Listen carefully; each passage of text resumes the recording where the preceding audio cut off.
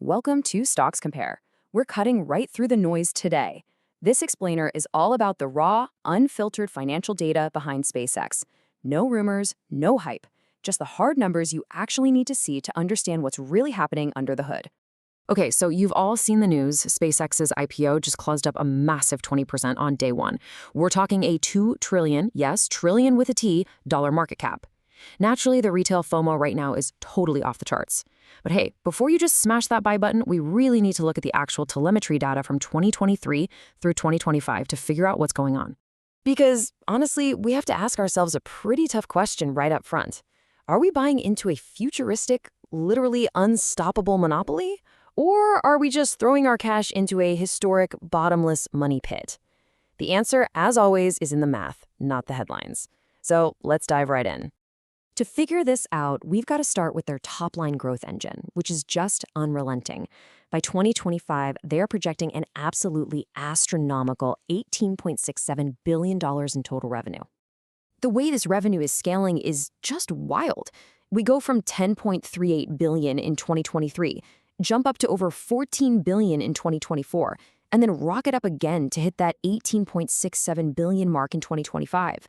What this shows us is the massive, compounding commercial demand for space logistics, plus the crazy acceleration of Starlink adoption. I mean, growing at over 30% year over year at this kind of immense scale, that is no joke.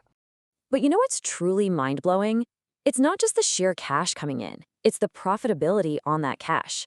Specifically, we're looking at a 2025 projected gross margin of 49.4%. This right here is operational leverage in its purest form. Think about traditional aerospace hardware for a second. It usually has these razor-thin, highly stressful margins. But because SpaceX is actually landing and reusing these boosters, their base costs just plummet. We see gross margins expanding from 41.2% back in 2023 to almost software-level profitability by 2025. Let that sink in.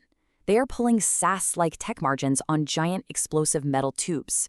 That reusability factor is an absolute game-changer of a moat. All right, now we need to talk about the elephant in the room, the big bear case that is totally spooking retail investors right now. If you're just skimming the headlines, you're going to see this terrifying gap between their accounting net income and their actual operating cash flow. I honestly call this the retail investor trap. People see a staggering negative $4.9 billion net income for 2025, and they immediately panic.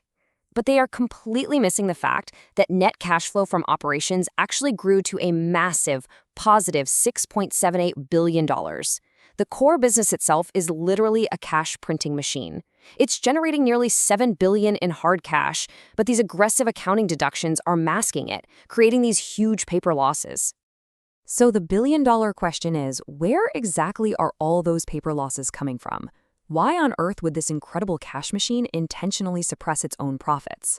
Well, it all comes down to one absolutely massive expense. It's the R&D black hole. We are looking at a true hyper-reinvestment phase here. Research and development spending explodes from $2.1 billion in 2023 to an unbelievable $8.6 billion by 2025. That means they are taking 46.3% of their total revenue, nearly half their cash, and pouring it straight back into engineering. They're intentionally killing their current profits to fund things like Starship and next-gen tech. Why? Because they are actively building an unassailable permanent monopoly for the future. And look, beyond just R&D, we absolutely have to talk about capital expenditures, or CapEx. This is the heavy-duty cash used to build and maintain physical assets. Because remember, SpaceX isn't just writing code in a valley somewhere, they are quite literally building the physical railroads of space. Which brings us to free cash flow. In 2025, free cash flow tanks to a negative $13.9 billion. But guys, that money isn't just vanishing into thin air. It represents $20.7 billion in CapEx. They are taking their cash and converting it into physical dominance. We're talking massive tangible launch pads and sprawling Starship megafactories.